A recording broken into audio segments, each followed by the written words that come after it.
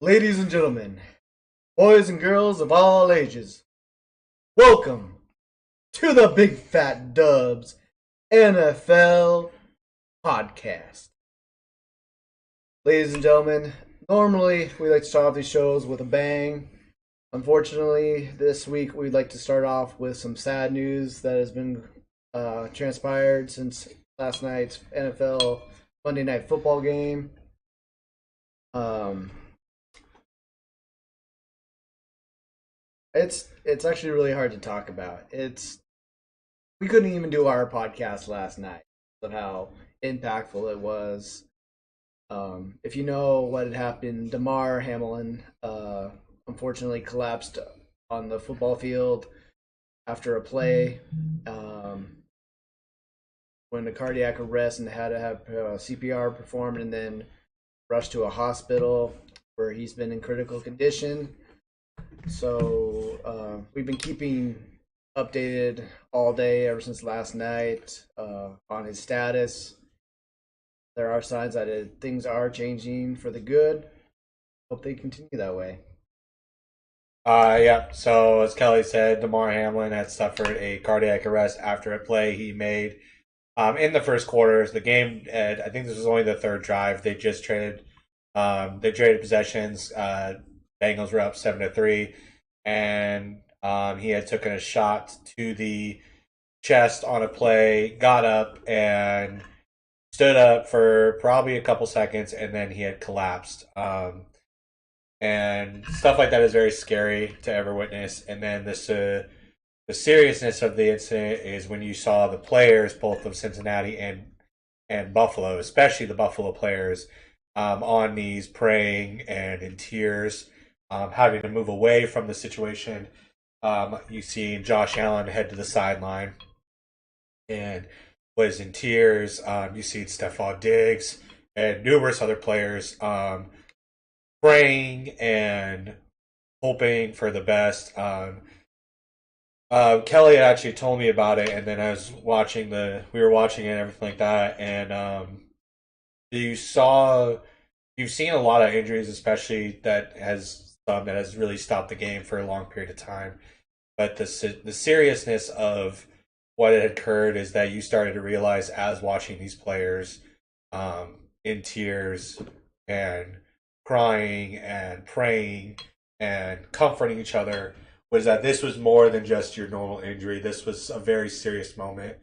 And also, too, the amount of love that is for the game that Kelly had just said, Joe Burrow led the captains of the Bengals to the Buffalo locker room to check in on the team because obviously they are more broken. And Zach Taylor and Sean McDermott, the two coaches of the respective teams, ultimately deciding this is not even we're not even going to play this game. And as Damar is in the hospital with his mom, which was a very hard thing to realize, was that his mom was there, and to see this and everything like that.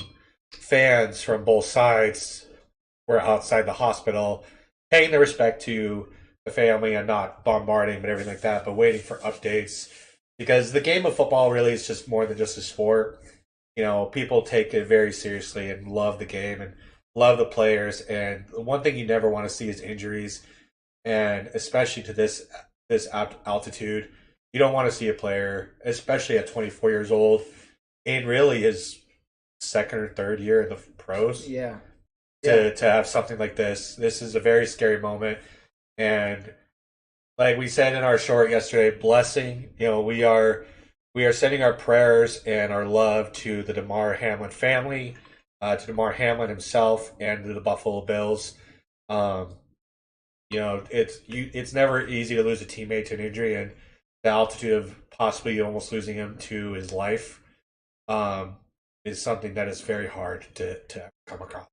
So I know people are saying don't share the video of what happened. It's not gruesome or anything. It wasn't like a big hit thing kind of thing. It was just a normal tackle, and he made the play on Higgins, making the stop, and he popped right up, and then just all of a sudden just fell backwards. Immediately, there's a ref right there calling for the timeout. Trainers, EMTs rushed out immediately uh, to check on and see what was going on. As soon as we found out that he's been down, I guess there's like kind of like a rule usually in the NFL. You know, when somebody's down for so long, then a car or in this case an ambulance had to come out, and then that's when you saw both teams gather so tightly around the situation that no cameras could see what was going on at all. They were, you saw like Ryan had said, guys are crying, guys are holding hands, guys are going down to one knee praying, and just you knew something was definitely not right. We even saw like when he first went down and his own teammate came in, how serious it was by the calling of the medical staff and paramedics. He wasn't even calling for trainers; he was calling for paramedics because they saw the lifeless in his eyes. You know, and this is a 24-year-old man whose dream was to be in the NFL, and he's living, and he was having a great year too. He stepped in big for Micah Hyde after his injury, and has performed very well and been a very key point. But regardless of where his status was on the field and everything like that, it's a young man who's living his dream, and the unfortunate is that he suffered a cardiac arrest, and signs are pointing to a little bit better than it was last night. I think he was provided oxygen right away, and it was 100%. 100% oxygen provided. But now he's down to 50%, which is a good sign. They're still running tests. But yeah, I mean, the video is not one to be shown and to be shared. And so obviously we can't stop people from sharing and everything like that. But it's just one of those things where it's like, you shouldn't be sharing that. You shouldn't be like, oh, watch this hit that Mar Hamlin took and everything like that. Because it's the seriousness of the incident. You know, it's, you know, you don't want to, you know, this is not for media, for everyone to be like, watch what happened and everything like that. But we all need to stand as football fans and sports fans and people in general, just, you know, praying for a young man to have his life. Ryan and I playing sports as we grow up. Ryan being a coach as well in football. Ryan, you've seen probably stuff like some of this from some of your players, maybe not this gruesome, but or heard stuff like this, or even probably been trained in something like this.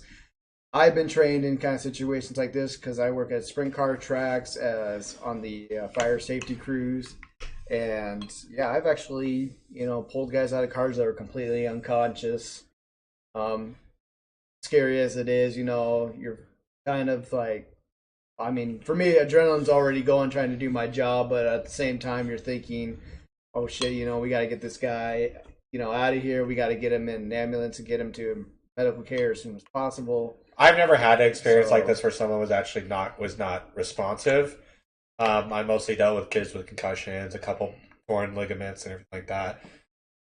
But even then, and this is where I give so much praise to first responders. My stepdad was one of them, and everything like that. But the seriousness of no matter how much you're trained, you're never ready for something like that to happen. Just like even in football, even in coaching, you're always trained to what happens if someone were to go through this. But the one thing you never wanted to have happen is that situation. You go through the training, but you never want it to happen because you're going to be in complete shock. Yeah, I think Scott Van Pelt said it best. We're never trained for something this emotional. Yeah. We're not prepared for, something like this to happen. No. That being said, like I said, there's a tremendous amount of prayers from not just from the NFL world, but from other sports league to even non-sports players as well. Just amount of support. Even Hamlin's fundraiser that he had going, his goal was for $2,500 for his fundraiser, raising for toys, and I believe now it's over $4 million. Yeah. So like I said, the blessing part was knowing the seriousness of the situation and how the two teams came together and said that this game doesn't matter anymore. This game is nothing because we need to focus on the safety and the health of by this one player. I don't think that they should. I think this game should just call it. Don't worry about the game. Whether you want to give the Bengals the win because they were technically up, I'd say just give them a tie, call the game off. There's no point in trying to play this game because honestly, this is more. The players were too hurt. Yeah. I mean, even the coaches were like, "This is serious," and like they could even tell that their players were not. They couldn't do it.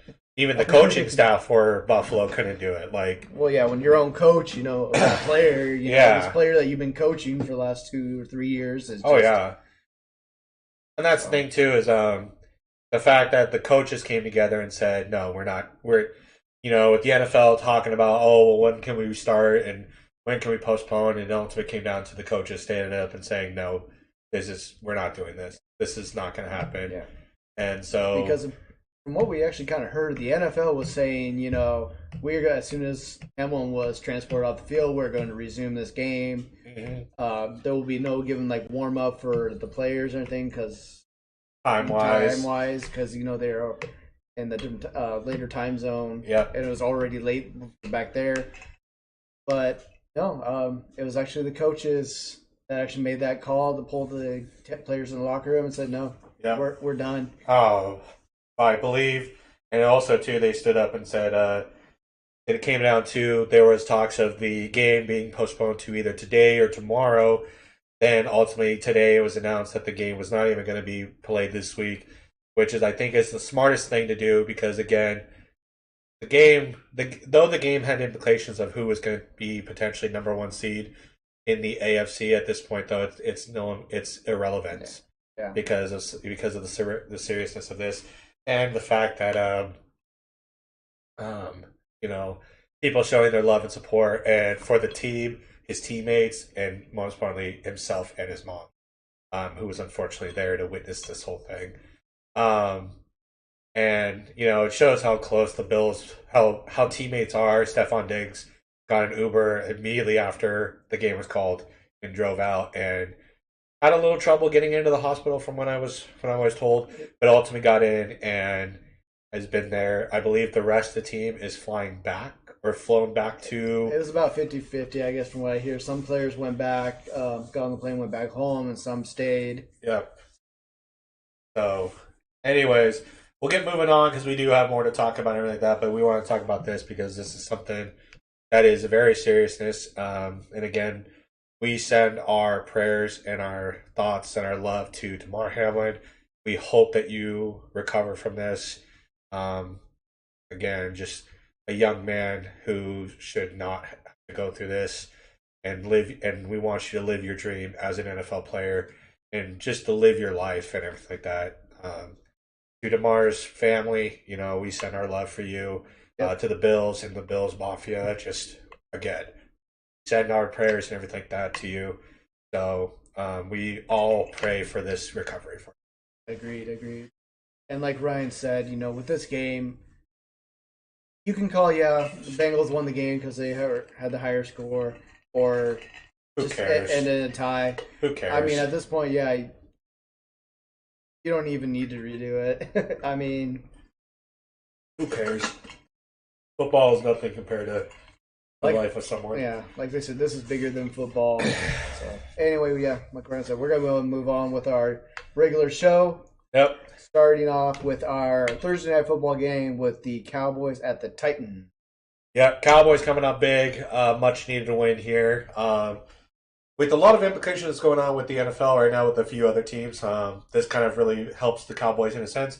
It also hurts the Titans now that they dropped out of the lead for the AFC South, which now leads up to the game as we'll get to the predictions and everything like that. Good showing by the Cowboys. Titans are on the struggle bus. Yeah. Moving on, we're going to go to the Falcons and the Cardinals, two teams that are eliminated from playoff contention as of this week. Falcons coming on top 20-19. Desmond Ridder getting his first start. Our first NFL win. Excuse me. Two teams that are kind of really struggling. Really, not much to say on this. It was a close 20-19 win, or for the Falcons. Um, Murray's still not still out for the Cardinals. Yeah. Buda Baker's been, was put on IR for the rest of the year as well. Yep. Just Cardinals are just looking to just get the season over with and get ready for next season. Right Yeah, now. and the unfortunate thing is that JJ Watt will probably go out, not the way that one would hope. Right. With one more game after this, and the team that they're playing is definitely not going to help. So, going into the next game, team fighting for a playoff spot, the Detroit Lions, who have had the biggest turnaround of this season, starting from 1-6. Putting the whooping on them Bears. Well, I mean, that's not saying much right there. The Lions winning 41-10. Lions now 8-8. After starting 1-6 this year, they are now 8-8, and they are currently tied for that last spot. They are technically a game back from Seattle, with Seattle owning the tiebreaker for the game they had earlier the year. The Lions are just killing it. They are making the right moves. They're playing great football, and I honestly think if the Lions make the playoffs, Dan Campbell is my pick for Coach of the Year. To have the turnaround that he did and everything like that, he deserves that homage. Yeah, I would agree 100% with that. Yeah, Bears kind of fighting for that number two pick. Hard to say what they should go with and everything like that. I don't know they're going to actually go for a quarterback. There's some good defensive players that they can go for and everything like that. But we'll have to keep an eye on that as we go on. Going into the next game, we have the Chiefs and the Broncos, a lot closer than what people thought. Yeah, I even texted Ryan. I'm like, you need to talk to your boy Patty Mahomes here. Russell Wilson's got to put a whooping on your boy. Yep. Chiefs having to come back, scoring 14 points in the fourth quarter to win 27-24. Mahomes had a pretty good game at the very end. Russ had a pretty good start to the day. But that being said, the Broncos still having those struggles. It's not surprising because, let's just face it, Russell Wilson, fuck you. Up next, we have Dolphins at the Patriots. Divisional game here. Pretty much, helping decide who's going to get that last right there in the division or in the playoff picture for the AFC. And surprisingly, the Patriots actually pulled it off. And I can't remember if I picked them or you picked the Patriots. I know I did. Yeah, we just were feeling Dolphins. Dolphins have just been we both picked it because Tua's injury and everything like that. Yeah, because he's been on the downhill. And from what I've been told, Teddy Bridgewater should be probably playing starting quarterback here next week. Yep. Which I didn't even know Teddy Bridgewater was still in the league until I saw him. There. Patriots gained a much needed win. Obviously, this is implication of the final playoff spot in the AFC coming down to it. It's actually going to come down between these two teams, to be honest. Because the only teams that are left they haven't clinched is the winner of the AFC South, which will come down this week between Jacksonville and Tennessee, and then these two teams. So, never can count out Belichick. That's all I'm going to say. You can never count out Belichick, regardless of how the season's going. I wouldn't be surprised if the Patriots somehow squeeze in there after this week. I think they will. Going into the next game, we have the Giants clinching the playoffs for the first time since 2016. Beating the Indianapolis Colts 38-10. I mean, the Colts were destined to not be well this year. Daniel Jones clinching for the first time since 2016, which was a big thing. This season's really been a big turnaround. Daniel Jones having 4 touchdowns on the day, 2 throwing and 2 receiving. So he really put the team on his back today. Rushing. Really put the team on his back and led him to this. Yeah. So also Nick Foles, hopefully you'll be okay too from that hit that you took. I don't know the extent of that injury. Hopefully you're all right. Yep. But yeah, good job Giants actually. I mean, we thought they'd just be a 50-50 team this year, and they've really been turning it around. And oh yeah, I mean they surprised everyone. They surprised me, you, and the fact of having Saquon healthy is a big That's thing. I think just been the major factor. It's just been healthy, and look what's been happening. Yep. Up next, we have the Saints at the Eagles. Saints getting the win, and Eagles, since Gardner Minshew has been playing, are not helping the brother out. Nope. Really showing how much Jalen means to this team. I'm not saying that Gardner's playing bad. It's just a different play style. Gardner's more of a pocket passer, where Jalen can really hurt people with his feet. Um, the the offensive line really struggled with 6 to 8 penalties on them alone. To be honest, multiple false starts, and just some really dumb penalties and everything like that. Jason Kelsey coming out saying that he will lead this team to make sure he fixes it and everything like that, which is very good to see from a player. But this is also preventing them for this is also hurting them with chances of getting that number one seed. Which you be careful. This Niners are climbing up, and we'll see it, everything like that. I think Hurts may be back this week. Not sure. They were trying to decide that they just want to save him for playoffs. Don't worry about that number one seed. Yeah. Just go with what they got and save him. But yeah, you're looking. I don't think the Cowboys, if the Eagles do lose again and the Cowboys win, the Cowboys actually will get that first place because I believe the Eagles beat Cowboys both the time this year, or they lost 1-1. But who won first? The Eagles, right? The Eagles won first, so they'll still get that over then. Yeah. But I was just thinking earlier, man, what would that have been a thing with the Cowboys come back as the Eagles start losing a little bit and the Cowboys are winning a little bit, and all of a sudden, yeah. Well, the thing is like this is a big thing. If they drop out of first place, they were running the NFL, they were running the NFC, and then the Niners come in and take that number one seed from you. That puts a whole different thing on because instead of now being everything has to go through Philadelphia, especially at that cold weather during this time. Now you got to go to the Bay Area. Now you got to go to San Francisco, where weather is not really going to play in a factor, but the fans, the atmosphere is going to be where it's at. Yeah. That's where you thrive.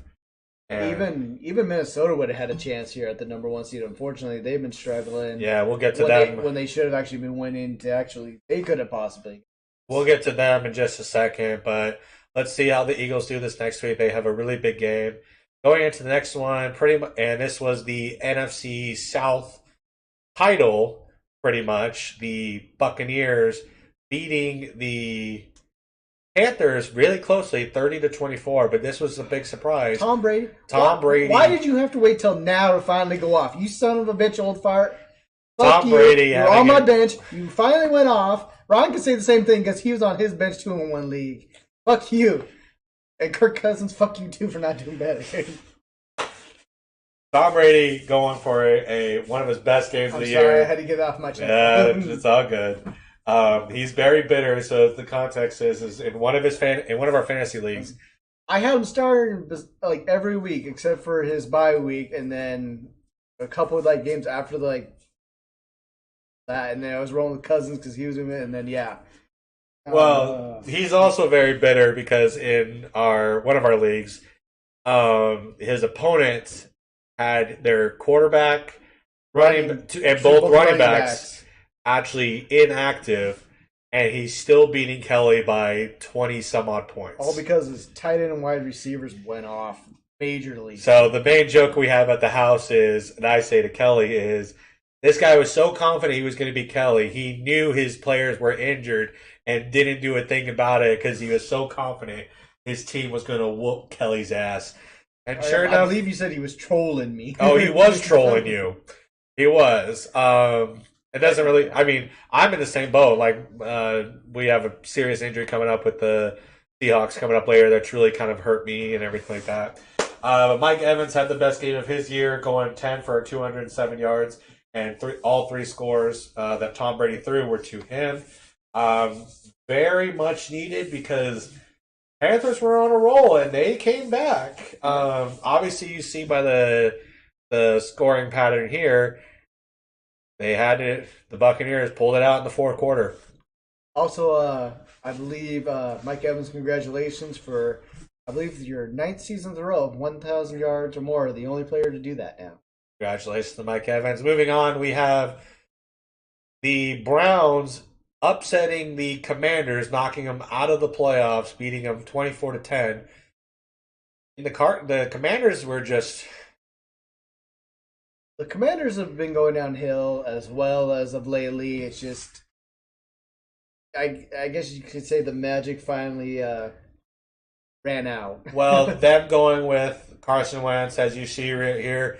Fans booed Carson Wentz and chanted for Taylor Heineke to no avail. I thought Heineken was battling injury. That's why Wentz was playing, so they were kind of. He also was also really struggling the last few weeks too. That's true. Obviously, this is a team next year has to think about what direction they're going to go with. Do they want to go with Taylor Heineke? What's going to happen to Carson Wentz? Are they going to draft a quarterback? That also puts in consideration with Ron Rivera, what's going to be with him next year.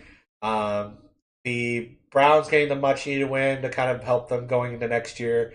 Deshaun Watson not actually throwing a lot. He went 9 for 18, but he threw 3 touchdowns. And as you see here, Chubb finally kind of going without not scoring but rushing for 100 yards. So let's see how the Browns can bounce back next year. Let's see what the Commanders with their future plans, everything like that. It's kind of a clusterfuck. Exactly. Next game, the Jags at the Texans. What do you expect? Well, I guess actually- you could say Sunshine didn't have to do much because the running game was just Actually, excellent. the funny part is that if you were looking at these two teams earlier in the year, you would have thought this was just a game to miss. But again, the Jaguars are turning it around. This is my pick for Coach of the Year, the AFC, Doug Peterson, for what he's done for the Jaguars. I know that the easy answer is always Andy Reid or Sean McDermott or Zach Taylor, but I give it to Doug Peterson because of what he's done in 1 year with Trevor Lawrence. Yes, has really turned that organization around after what happened last year with Urban Myers. Yeah. Like I said, it's good to see. Like I said, some of these teams that have been struggling for years finally getting at least over like 500, or up above 500. And this is a team just like the Detroit Lions that are fighting. They were off to a bad start and really turned it around. And actually, just again, like I'm kind of rooting for them. I don't think they'll go far in the playoffs, but as I believe we both agree, and shoot, right now they're looking like they should. They want it more. They should be in there more than Titans right now. They want it more. Going into the next game, kind of the former Battle of the Bay Area. This was a good game. This was the game of the week here. I don't care what anyone says. This was an absolute masterpiece of a game. 49ers coming back to win 37-34 in overtime. And what's funny is, I heard a lot of people talk about, how the Niners are a little overrated. The Raiders are beating them. I'll say this, though. The Raiders were always a good team, in my opinion. They just didn't get it going this year. No, and I don't think Sean McDermott, or not Sean McDermott, God, who is their coach? Josh McDaniels. Josh McDaniels, thank you. Josh McDaniels is not a great coach. But Stidham coming in for bench after being benched, or after starting over Derek Carr, had himself a game. 3 touchdowns was probably his best performance. Devontae Adams with 2 touchdowns. Darren Waller had the other. But the Niners proven why they are one of the best teams. They will not quit. They fought tooth and nail, even down by multiple scores. They found a way to come back, led by Brock Purdy, Christian McCaffrey, and George Kittle. And to think how good this team is doing right now, they don't have Deebo Samuel. So the minute they get Deebo back in, you're looking at a pretty good team. Exactly. In my opinion, of this game, on paper, yes, the Niners should beat the Raiders. But I almost felt that the Raiders should have won this game. It felt like the momentum was more Raiders' side. Mm-hmm. And that would have been great to actually see them upset the 49ers, in my opinion. Especially the way Devontae Adams was just balling out. Yeah. And but it is what it is. It's football. Football. Things are unexpected. Things happen, just. And again, this is why, I love watching the Niners, regardless of division rivalry. I'm done with that crap. Like, I don't care anymore. I just like good football teams. I like watching good football. And I will say this, the 49ers and even the Raiders play good football. And this was a very fun game to watch. I had to watch the highlights because next game it was the Seahawks and the Jets. I was actually at this game, and I will say this was very boring of a game. Oh yeah, I bet. This was very boring. Very good first half. As you see here, we scored our touchdowns here. But overall, this was a great defensive game for the Seattle Seahawks. But it was so boring on the offense. I'm not even lying on that. Like, just so boring. Well, it was what it looked. I unfortunately missed the first half of the game, but it seemed like the first half offense was rolling, but the second half they kind of They settled they down. stalled out. They stalled out a bit. Kenneth Walker had a great game and actually reaching 1,000 yards and actually limited time that he's actually played. You think he missed a couple games already, but he still reached 1,000 yards. Mike White couldn't get anything going. He had a few moments here and there, but ultimately he just could not get it going. The Jets eliminated from the playoffs. Seattle gaining that number 7 seed, and we'll talk about playoff implications a little bit later. Again, I'm very proud of the Seattle Seahawks. I'm very happy to be at the game. But I will admit it was not a very entertaining game. And that just is what it is. Sometimes it's not. It's all that matters is who gets the W at the end of at the end of the Exactly. fourth quarter or overtime. Exactly. Going to more playoff implication games, we have the Packers upsetting the Vikings 41-17. The Packers have been turning their season around and is now in line for another playoff spot. So you wouldn't think upsetting with the Packers and Vikings. You'd think a great, divisional game or anything, but with the way the Packers have been this season, not doing very well at all. And the Raiders have just been Roll Tide. Roll Tide. The Vikings have just been rolling lately. Packers took it to them. I don't consider this an upset because of the fact of how the Vikings have been playing the last few weeks. I was a very big Viking, rooting for the Vikings early on, but after watching them play, I don't have any hope for the Vikings. They aren't performing well, and actually, and again, this is where we talk fantasy football. These two games hurt me because my two starting receivers, Justin Jefferson and DK Metcalf, were shut down, and Justin Jefferson was shut down so much he didn't get a single catch in the first half, and I think he only had 1 or 2 catches. Yeah, in he the whole only game. had 1 or 2 catches. So, but yeah, Vikings just in those games that they've lost, it's been bad. It's been bad losses, I think. Even though they're 12-4 right now, the way the gameplay for them has been lately is just it's not giving me hope for them in the playoffs. No, then like we said when we're talking about those teams, the most dangerous team you think of the top 4 teams, not including the Buccaneers, but I'm thinking, between the Eagles, Niners, Vikings, and Cowboys, there's only been one team that's been consistently good as of recent, and that's the Niners. They are the most dangerous team. The Eagles are the second most dangerous, but they rely so much on Jalen. Now I put Cowboys at number 3. I would put Cowboys at number 3 because at least their defense and their run game is more consistent. Dak is still a little. You don't know what Dak you're going to get and everything like that, but it's funny because you could have said the same thing about the Niners with the quarterback issues they've had. That they should be struggling, but they have actually been better with each quarterback they've had. They had Trey Lance, played a game, played a quarter, a little bit on the struggle bus, right? We don't know how Trey would have done. You go to Jimmy Garoppolo. First couple weeks, kind of hit and miss, started to kind of come around. He ultimately goes out for an injury. Now we have Brock Purdy, who's 4-0, but this was the closest game he's had in all those games. They have such a more consistency base. The Vikings, if they can't get Jefferson going, they're done. The Eagles, if Jalen's not on the field and balling out for him, what are they going to do? And Cowboys, you better pray that your defense just steps up. Overall, though, I am happy that Vikings actually got the division over the Packers for once. Yeah, that is the nice thing, everything like that. But again, we could potentially see Aaron Rodgers come back after a really crappy start that he had has really turned it around well. Another team that's been on the rise I still not an Aaron Rodgers fan. I think he's still overrated, but I got to give credit to where credit's due about the play that you've done and bringing your team back, showing your how better you are as a player than thinking that everyone's over that you're overrated. Accepting what you have and actually working with it, and coming up with this, a playbook, to help him succeed with his players. Yeah. Going into the Battle of Los Angeles now, we have the Chargers beating the Rams. Are you expecting anything different? 31-10. Herbert had a pretty decent game today. Austin Eckler just killing it for the team.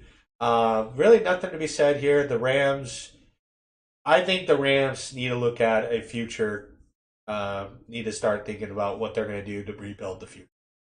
Because obviously their run last year was only for that season. Your last two seasons, pretty much, your Super Bowl and the one before that, that was your guys' playoff push. That was where you put it all in. Now you can see it's kind of fiddling out, and now it's time to pretty much start your rebuild process. Yeah. I wouldn't be surprised if Matthew Stafford retires either this year or next year. I'm just going to throw that out there. Yeah, I would not expect that. I would not either. Which is kind of funny because it's like he got a Super Bowl. Well, I think he's at least, 10 seasons?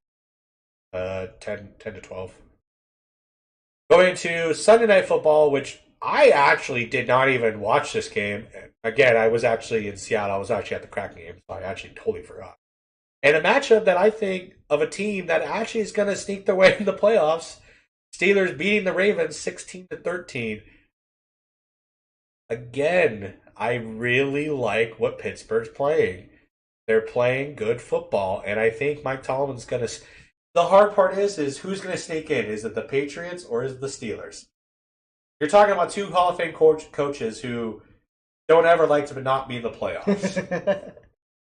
Well, we've just been so used to them in the playoffs. Exactly. These last 10 plus years. So we'll talk about that when we get to playoff prediction talk and everything like that. But I'll have my prediction of who I think will go in between the Steelers and the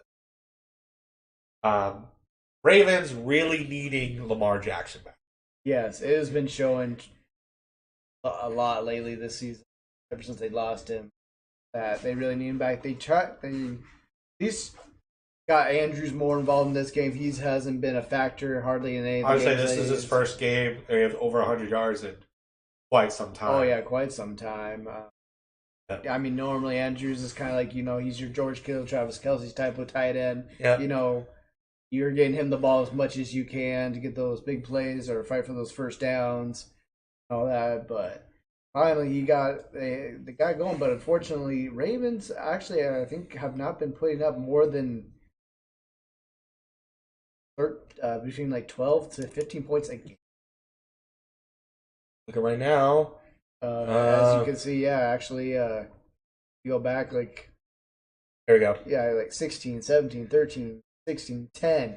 I mean, they're they're on the struggle bus. I mean, even 13 against the Panthers. I mean, they were doing great, getting over 20, but they have just not been able to put up more than 20 points a game. And it's unfortunate too because Lamar Jackson was having an MVP like year, so that does it for the weeks. We're not going to talk about the Monday night game because we have already touched that based on that. Yep. So that was this week's prediction. Let us know how you did and everything like that. We're going to go into next week's schedule. So apparently there is 2 Saturday games. All right, so we're gonna start off with some couple of Saturday games. As Kelly had mentioned before, this is no more Monday Night Football. This is no more Thursday Night Football. Kind of nice. Thursday Night Footballs are always kind of a joke. So, starting with the Chiefs and the Raiders, with number 1 seed on the line for the Chiefs. I'm gonna go Chiefs. I think they'll rest their players when they get comfortable lead, but I think they're gonna fight for that number 1 seed. Yeah, I mean, you kind of got to, especially after what just happened. Yeah. With Cincy and Buffalo. So, I got to go with the Chiefs. Tennessee, and the battle for the AFC South comes down to this game. The Titans versus the Jaguars. I'm going with the hot hand, and I'm going with the home team. Give me the Jacksonville Jaguars. Same here. Like I said, I think they're more deserving. That Jacksonville's Way more determined as of late than Tennessee. Absolutely. Going into Sunday night. Sunday. What's up? So this is interesting because I noticed this right away. The Baltimore Cincy game, time to be determined. They had that for a lot of the games before this week, so I think this is still up for grabs. We're just gonna still call it everything like that. Baltimore at Cincinnati. I want to say, I'm sorry to interrupt you, but I want to say I saw something that one team is going to get flexed. I think out um, either of that Sunday night or a different time. I want to say I saw something about that. Or it could No, have been this last- they already did. This team was flexed. This game was flexed out. They put this game as the Sunday night game for the reasons of what's going to happen. Okay. Yeah. Because I actually read that I actually read that today too, and we'll get we'll get to there when we get there. Anyway. Yeah, it'll be interesting to see what time this game starts. They could do 2 Sunday night games, so. That's Bengals at the Ravens. I'm gonna go Bengals. Bengals.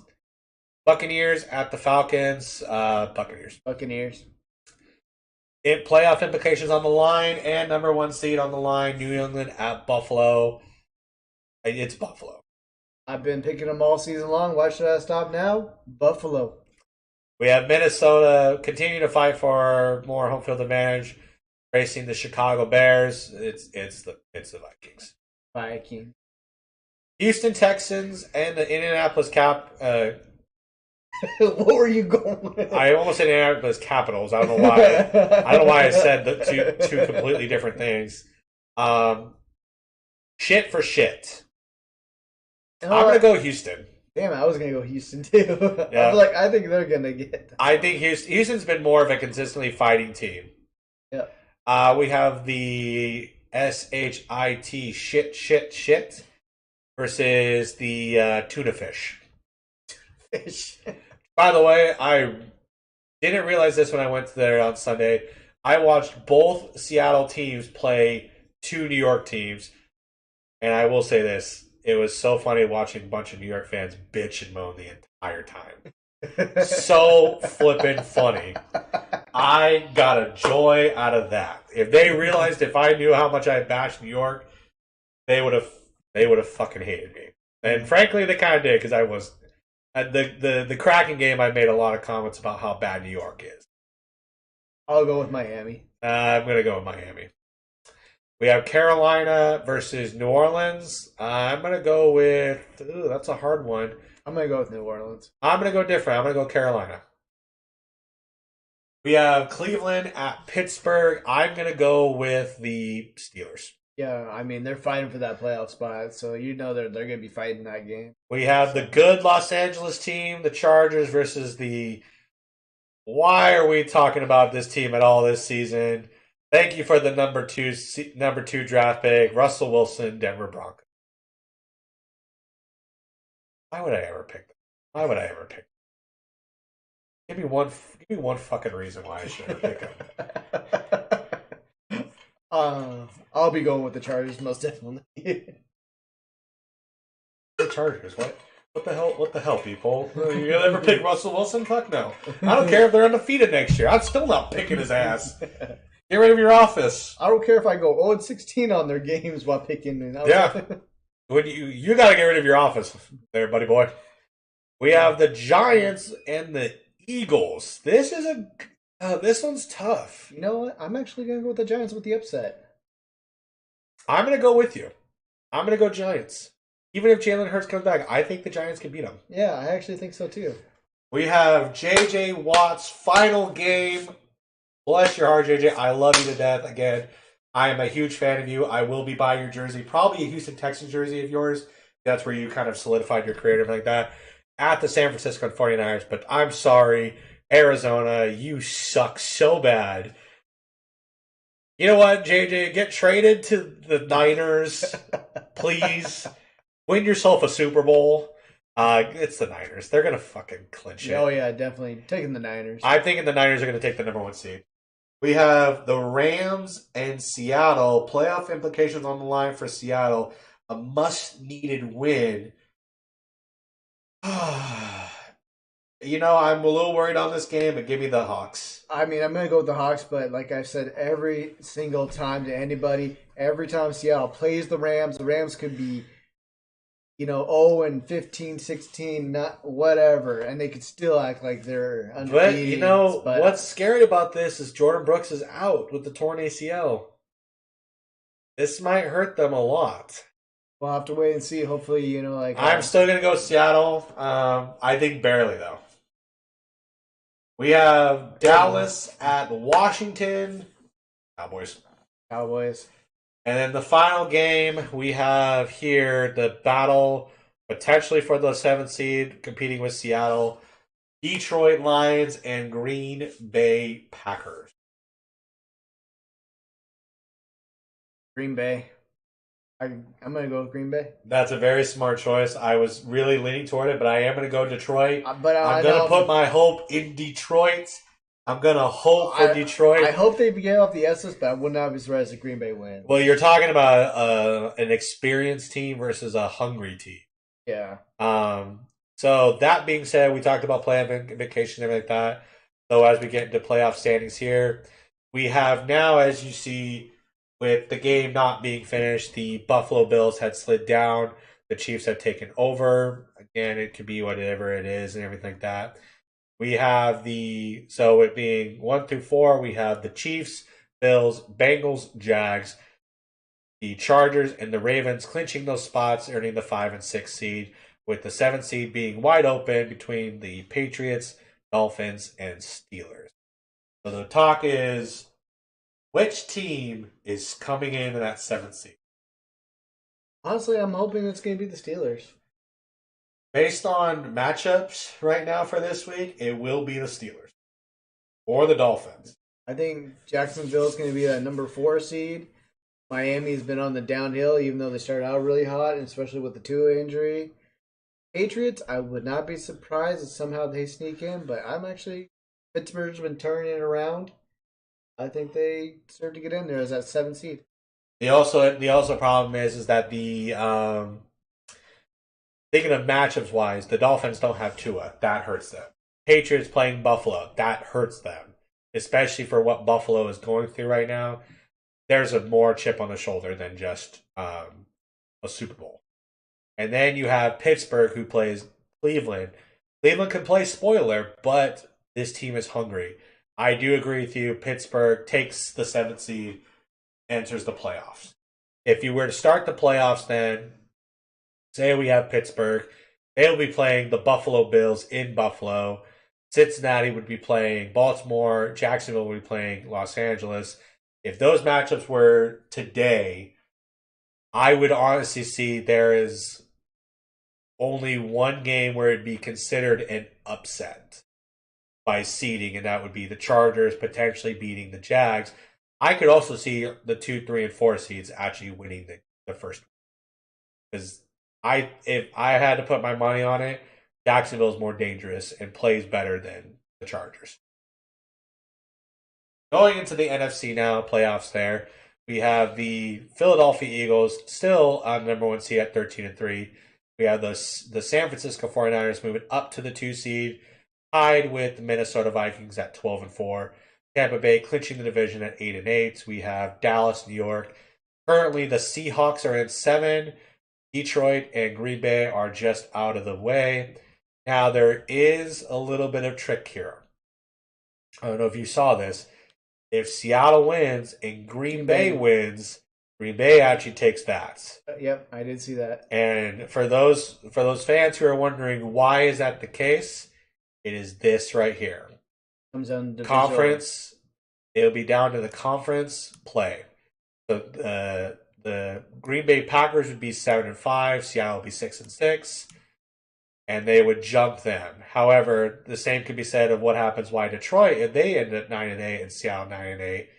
Same thing here, but there is a difference. Seattle beat Detroit in the season. So they own the tiebreaker. So the big question is, does Seattle solidify their spot, or does one of these two teams take it?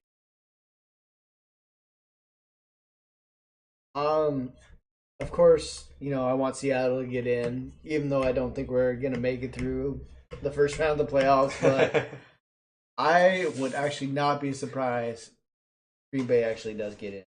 I think Seattle doesn't get in, and as even though I said they're going to beat the Rams, I don't feel confident enough in them beating the Rams. I do think Detroit and Green Bay, the winner of this game, gets in. Um, and I do agree with you that I'm leaning more towards Green Bay. However, I want it to be Detroit or Seattle, but I will not be Yeah. surprised if it is Green Bay. Yes, I would not be surprised. So looking at matchups wise, seeing what you think there, the winner. So say the playoffs started today, like that. San Francisco playing one of these three teams. Minnesota would play the Giants. Tampa Bay would play Dallas. I will say this: there are two upsets in this week Okay. in that game, and if you're damn right if I'm going to say it's not the Niners. Oh yeah, definitely not the Niners, but I can definitely see an upset with Minnesota Cowboys. No, Minnesota And the and Giants, the Giants. and then the Cowboys beat the Buccaneers. I think the I the actually, lower seeds are going to upset them. I don't think that.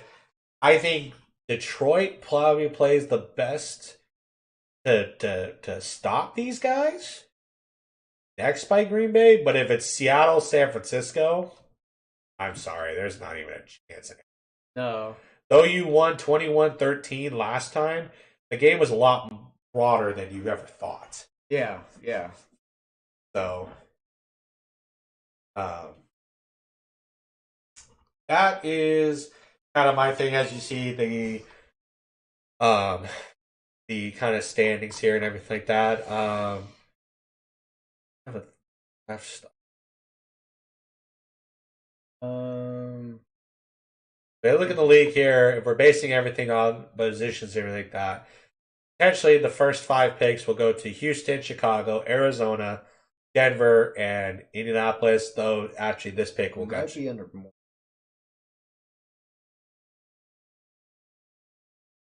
I went to here before, like draft, but it didn't actually have like a listing of like Oh, because that hasn't been set yet.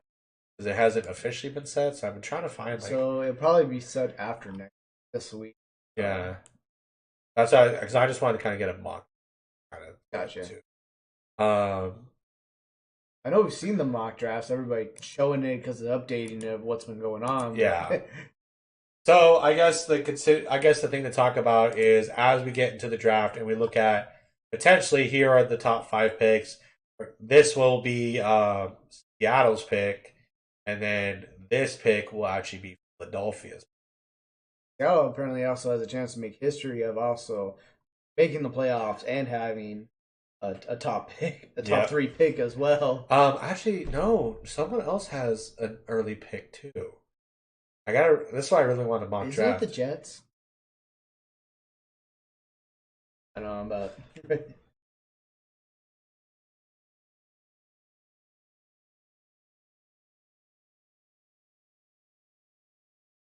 Yeah, I thought it was right now Houston, the Jets, and then Seattle. Uh,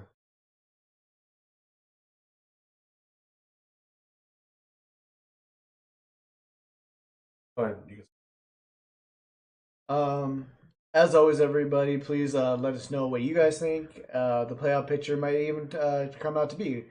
Do you agree with okay. who we picked? Do you disagree with who we think is going to get in? What are your playoff predictions? So I actually let us have know. it right here. So it will be currently in the mock draft goes Houston, Chicago, Seattle, Arizona, Indianapolis. This pick is the one I was talking about. This actually goes to Detroit. Okay. So From the trade for Matthew and Matthew Stafford, yep. So with the order and everything like that, there are some things to talk about. Obviously, the thing that everyone talks about is which quarterback is going to go number one. The big talks this year is Bryce Young and C.J. Stroud. I really don't care for either players. It's not the sense that I don't like them as people. I'm just not fans of them. But I'm also the styles that they come from Ohio State and Alabama, and the what I've seen of those teams producing quarterbacks, it's not very good. I think you're definitely going to see Bryce or CJ go to Houston as Houston trying to find a quarterback over there. I think the smarter pick is Bryce Young here.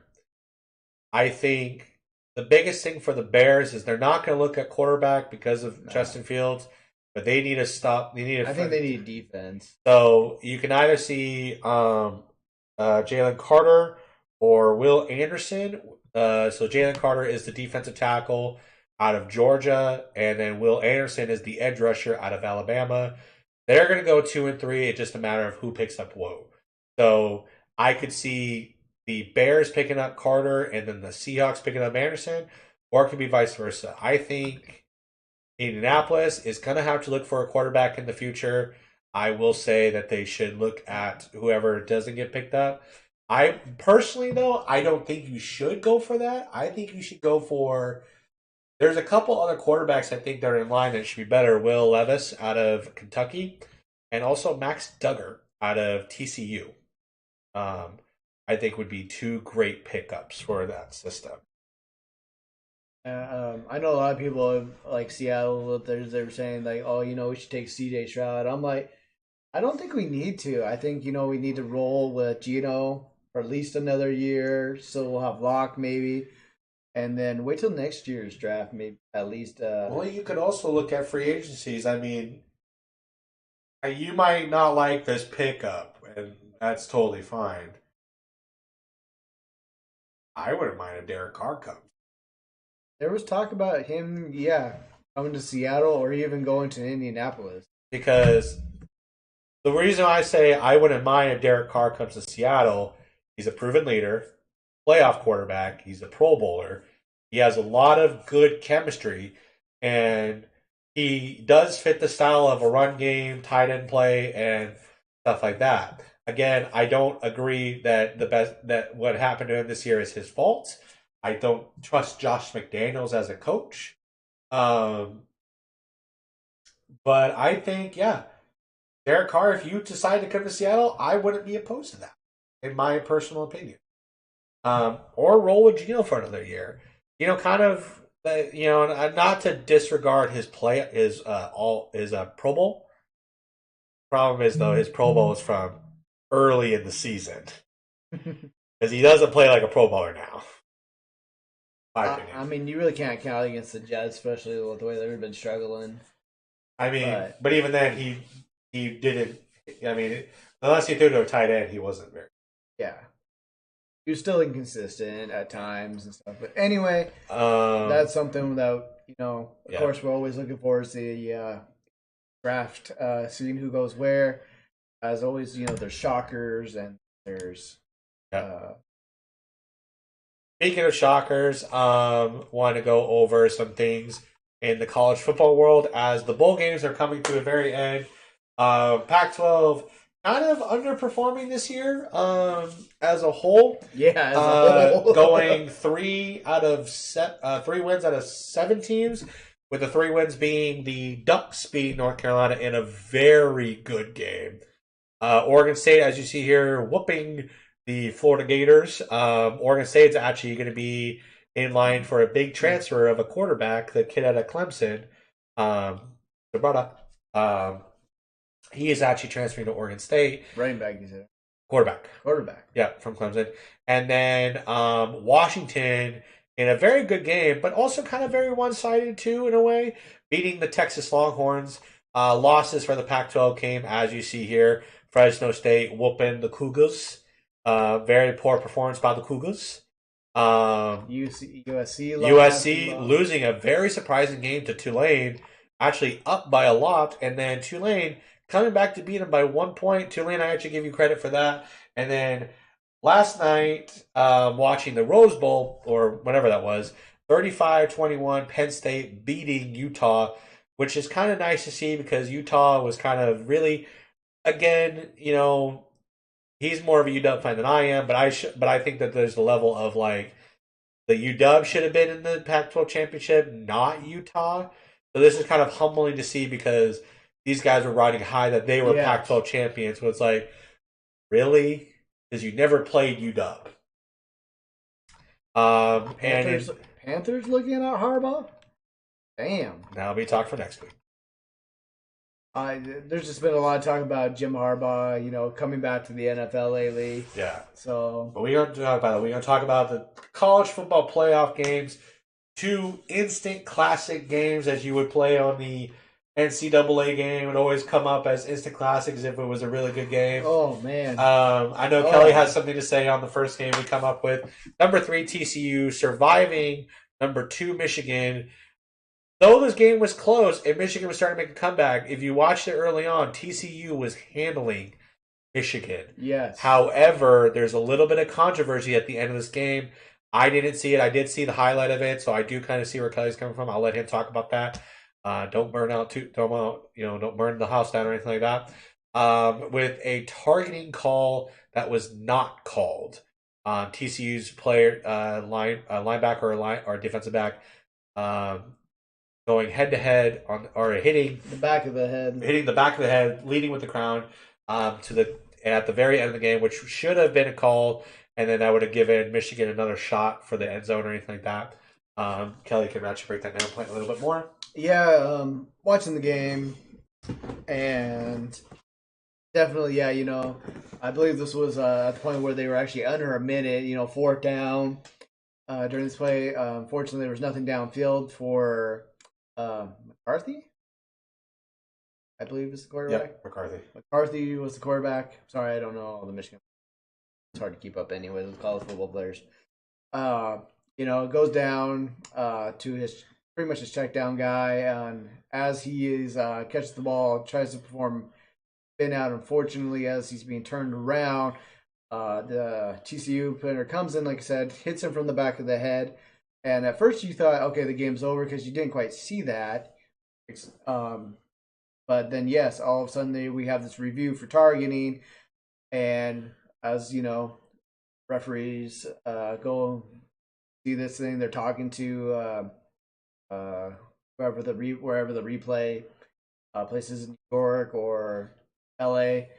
And even the broadcasters, this is targeting in the back of the head. I think they even had in Mike Pierre or Dean Bernardino as well. And yeah, after the refs had announced that there was no foul for targeting, everybody was like, what? And you could definitely see, yes, even, the crown is, here, not on the front. The crown is on the top of the head. And you could definitely see that the whole top of the head was almost pretty much level with the back Michigan player's head. What did we not see here that these refs saw in the replay? I don't know. I think it was. I definitely think it's something that's going to be brought up. I'm pretty sure it's been brought up to these referees from the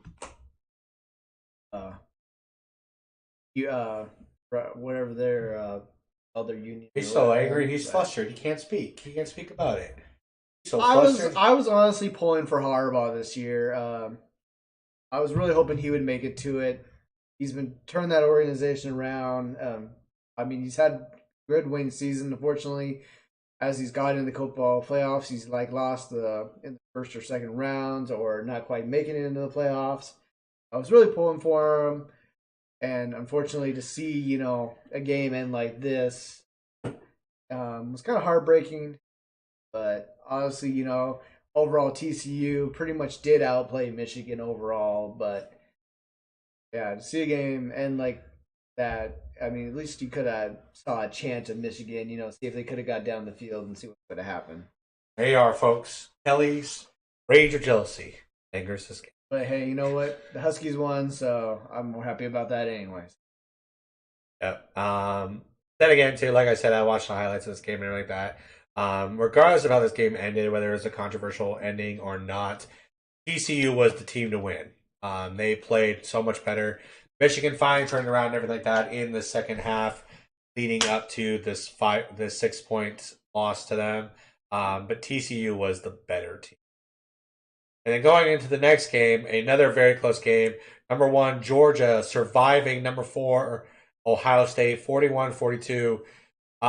This game a little bit different. Ohio State was actually beating them all game up until the fourth quarter, and then Georgia Yes. turned it around. Yes. And unfortunately for that kicker, I will say this: sports, there's a lot of talks of sports is ever scripted, and not to say that it was, but watching that field goal kick by the Ohio State kicker seemed very intentional because that was like if you were designed to shank a kick, that was the way to do it. And I feel bad because the kickers, they don't get a lot of praise in anything they do, but they get a lot They of don't. backlash Yes, for they do. anytime they mess up. And so I don't want to bash them too much, but it also felt really bad for that player because this was Ohio State's game. This was their game to win. Georgia should not have won this game. I truly think that the national championship, based on who played better in both games, it should have been TCU and Ohio State based on what we saw. So it's unfortunate for that kicker, but then again, all praise to Georgia for coming back to winning. They've proven that they are the number one team. Setting up the matchup on Monday, number 1 Georgia versus number 3 TCU for the national championship. Who do you have winning this game? I would actually really love to see TCU actually win this game, but I'm going to go with Georgia. I think they're going to be the heavy favorite as they have playoff championship experience on that team. Won at least a couple times over the last few years. From one national. They just won one national championship. They've been to a couple. They've been to a couple, yeah. But they've only won last year. Whether I can say if the coaching staff from those ones are still there, but yeah, it's all the same staff. I feel like Georgia's gonna be the more powerhouse. They're gonna take it. I agree with Kelly. I'd rather see TCU win this because it's a team that doesn't ever make it to the national championship, the spotlight and everything like that. However, outside of this game against Ohio State, Georgia's been the best team, and not just really on their offense, but it's their defense. Their defense are killers. And so I will actually agree and say, you know what? Just to be different, I will say TCU just for the hell of it. Just say let's go Horned Frogs and let's be different. However, I do think it will be Georgia, but we'll be split on this one. You pick Georgia, I will pick TCU. Honestly, I just hope it'll be a good game as well. I just hope it's a blowout from Georgia. Yep. Another sports news. Talking about the NBA.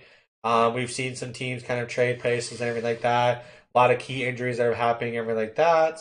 Really not a whole lot to say because and the only team we really watch here is Portland because it's the only one that comes on.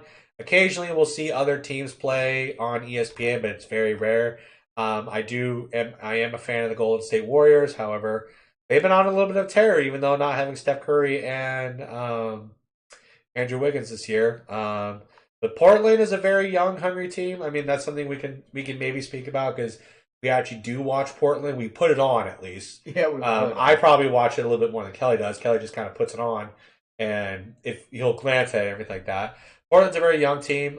It's hard to say how they will doing this year. We won't talk about soccer because soccer. Going into the NHL, Seattle Kraken going 20-12. And 4, maintaining a good ride in their second year. Second year. Oh, they're turning around. They're setting all those franchise records. I will say this. I went to the Kraken game after the Hawks game on Sunday. Very fun experience. I actually becoming more of a hockey fan, actually going to the game because the atmosphere is really fun. The fans are really fun. There's a lot of cool things. The marketing for the Seattle Kraken is a lot better than even the Mariners and the Hawks. And granted, the Mariners and the Hawks have been around a long time, and I've seen it all. But the marketing, the pushing, everything they're doing about the Kraken, hyping them up and everything like that is really good. The stadium is very beautiful. Little tight space on seatings, but when you're a fat guy, guess what? It kind of happens everywhere you go. But just everything about it was really cool. Really cool thing is like I showed Kelly. they play Nirvana's Lithium song, kind of the part of it. So the chorus, and you'll see the rocking out part, and you'll see the I like it, and then the fans will go, "Let's go crack it." It's really fun. It's honestly so much fun.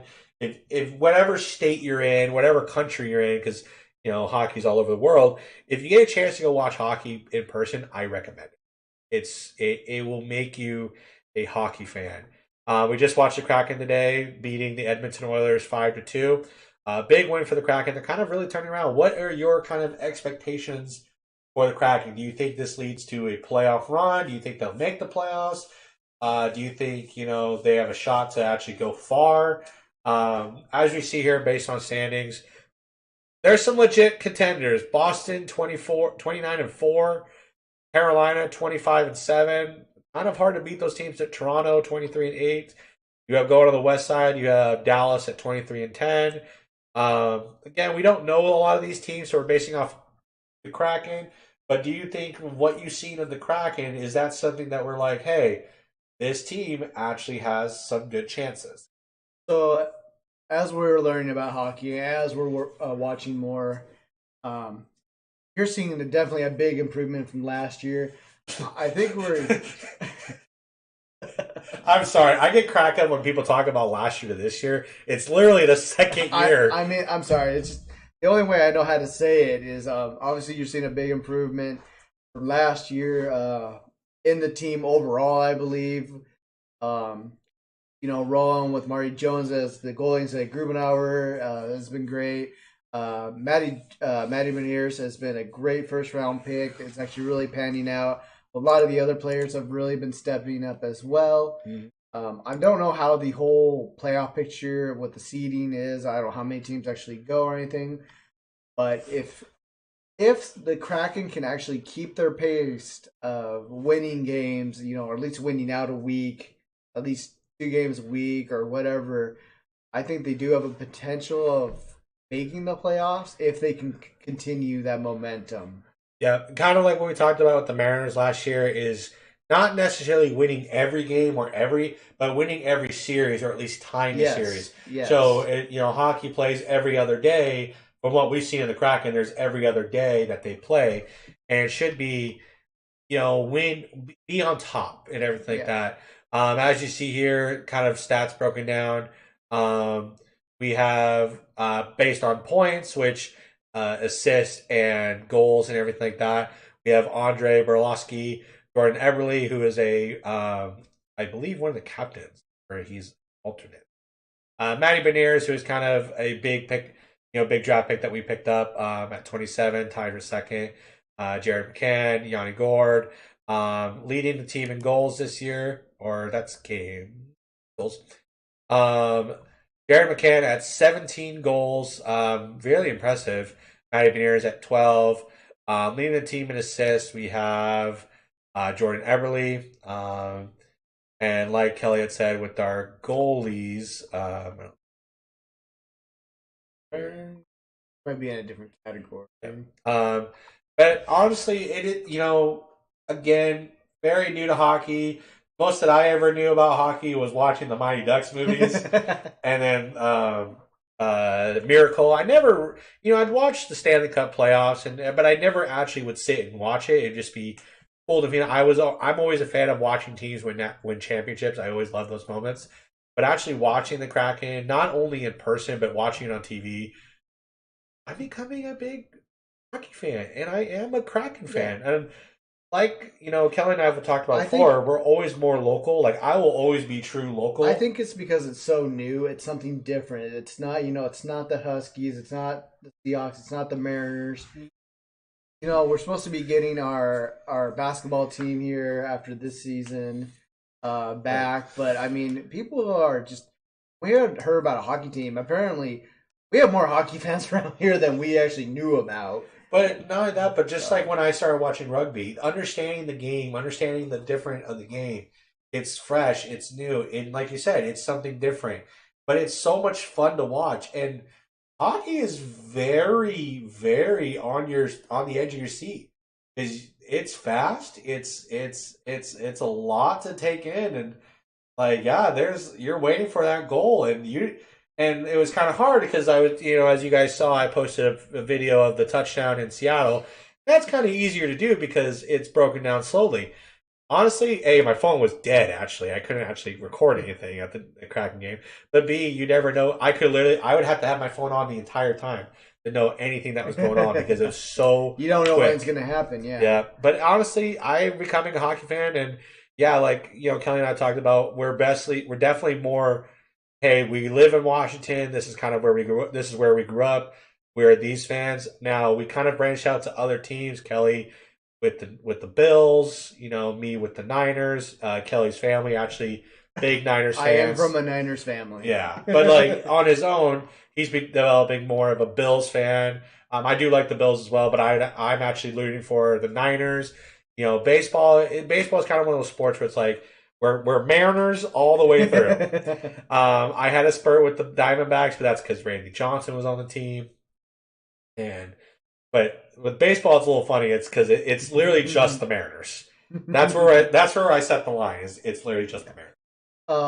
Also, I just want to go ahead and throw out here, going back to hockey, as announced, I believe it was yesterday or even Sunday night. Winter Classic coming to T-Mobile Park here next season, New Year's Day. Yep. And it'll be the Golden Knights versus the Kraken. And I actually might, like I said, I told Ryan, we got to try to go to this game if we can. Oh no, there's no try. We're going. We're going. We only have one life, and might as well live it up. Yeah. But like Kelly said, yes, Winter Classic actually coming to Seattle. For those who don't know what the Winter Classic is that they actually play hockey outside in a stadium. So they could either do it in a football stadium or a baseball stadium. More than likely a baseball, just based on the season. And They everything actually like that. bring all the equipment in for a hockey ring into one of these stadiums, and you can even see it right now as they just had the Winter Classic. I believe it was in Boston.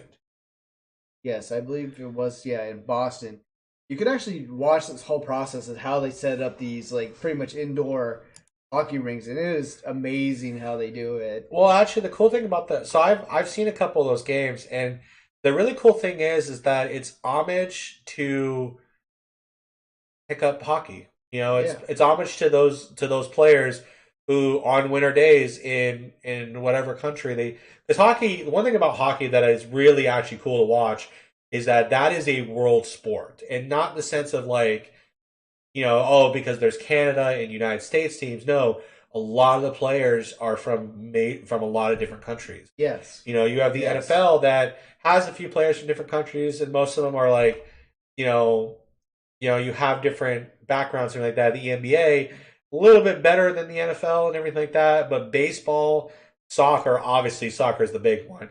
But baseball, you get a lot of players from either Japan or from the Dominican Republic, Cuba, Venezuela. Yeah. But hockey is another one that's worldwide. You don't really hear a lot of people from like UK or a lot from Europe, but you get a lot of Ukrainians, Russians, people from other sides of the world that are playing, Canadians, and it's really fun to see because you think about sports that have those pickup games. You think about soccer, kids playing in the fields and anything like that. Think about hockey, the ponds, the lake's frozen. Let's go play some Right. hockey. So the Winter Classic is something that it's kind of like when we watched the baseball when they play it at the Field of Dreams. That's like Yes. playing a pickup Yes. game of baseball. Yes. That's like elementary status for us. You go to the old backdrop, you go play. There's the cornfield and everything like that. So It'd be like, us if we were like professional players and we get to go back, to where it all began. Yeah. Like what got us into this. or like when the Major League Baseball plays at the Little League World Series. They play at the Little League World Series, and that's so cool. That like A, for those fans and those players in the Little League World Series to experience that, but B, for those players to go back and be like, man, what a time it was to be here I played here or I remember playing on a field, something like this. So Winter Classic is just something amazing. I don't know where it was, but I remember seeing one Winter Classic. Not watching, I just saw bits and pieces of it, but it was actually snowing during the game, and Oh, that had to been. I know what game that. I think it was Buffalo. I think that was in Buffalo, I New don't York. know, but it was snowing. It was coming down pretty good, Yeah. and it was actually cool to watch. An actual game, like you said, played outside, like Yeah. that, and actually having snowfall being a factor, and literally you see the players, run around with actually have snow built up on their helmets, their shoulder Yep. pads, and all. It was like, damn, this is like real hockey here. Exactly. Other big news for the sporting world this year, and something that we are trying to go to this year, is in Major League Baseball. The All Star Game will be in Seattle, first time since 2001. Very cool. Very something that again you just don't see a lot of things happen in Seattle, and one of those things where like we're not going to get a we're not going to get we say we're not getting World Series, but that's just a joke between the fact that the Mariners will never go to the World Series. I think they eventually will at some point. We'll take a good talk Yeah.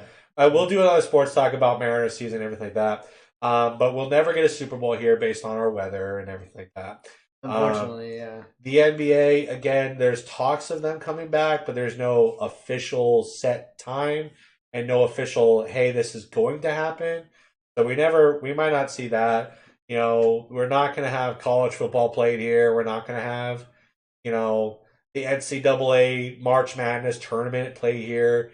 But those things, the Winter Classic, the All Star game, that's something cool. Like, awesome. Like, very fun for Seattle fans to actually get to experience that. So that's something that looking forward to this year. Um,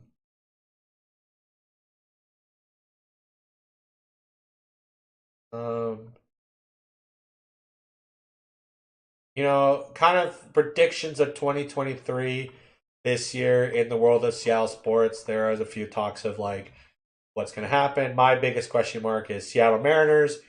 Go one time. Are you one time, or are you going to be? Is this a turnaround? Like to see Yeah. what happened there. And this is yeah. I mean, are you guys going to be for real next year? Going to do that, make a bigger push than you did last year?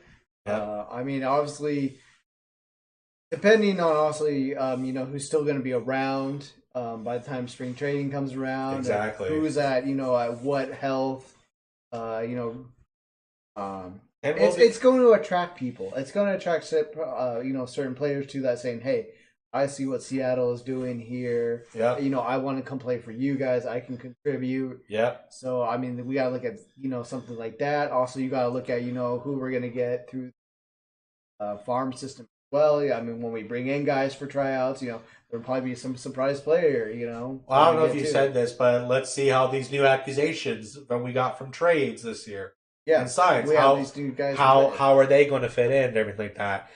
For the Seattle Storm, what's it going to be? What's your first year like without Sue Bird? What the What? fuck is so good? Yeah, where learn to play without her. The Kraken is this. How will you guys finish this year? Seattle, the Seahawks. Let's see how you finish.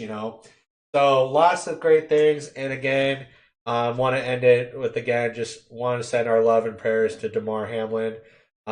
We wish you the best, and we wish you on recovery. To your family, we wish you love, and we send you our prayers to the Bills, to the Bills Mafia, to the Buffalo Bills organization, to all those players. Again, we send you our prayers and our love. We hope the best for everything. Um, and again, everyone, just make sure that you have those moments where you just let other people know how much you care about them and all that stuff. And we'll have more updates as we go along. So again, it sounds like things are on the good for Damar Hamlin, but we'll obviously things can always change, and we're hoping not to change for the worse. Just keep to stay positive. That's the best thing you can do right now. Is stay positive. Yeah. And like I said, just like they've been saying, everybody's posting, trying to provide updates on social medias. If you're on any social media platform, I'm pretty sure you can find updates, from the Bills, from players. Look on there if you really want to know. ESPN, is following this very closely as well. So, update on there as well. All right. Thank you guys. And as always, like, subscribe, hit that notification bell. Thank you guys for all your comments that we've gotten a few comments on some videos. Actually really cool to see. We've been kind of sitting at 4 for a while, and in the last couple of weeks we've been gaining up. Finally hit double digits, 11 subscribers. Triple digits. We hit triple digits. We hit my videos have hit 100+ views, which is really cool to see.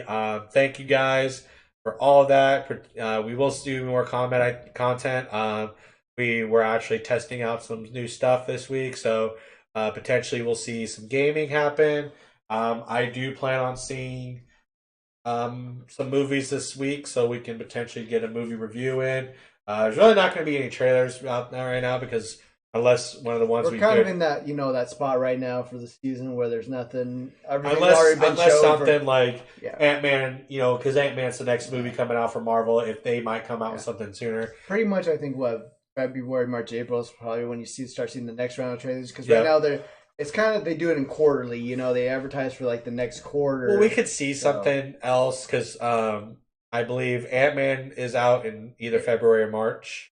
That was April. No, that's Mario Brothers. Oh, that's Mario Brothers. Yeah. And then I think it's supposed to be. Yeah, then it's supposed to be.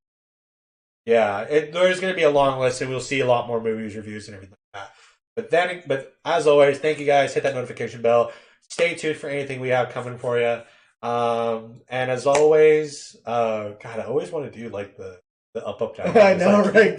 I know that. Not taking that. What I was trying to do last week. Not going to take that. Nope. I love up down down. My shout out to you guys and the potty. The potty. The potties. The potty. But again, guys, like, subscribe, hit that notification bell, and as always, Happy New Year to you guys. We hope you guys have a great New Year, and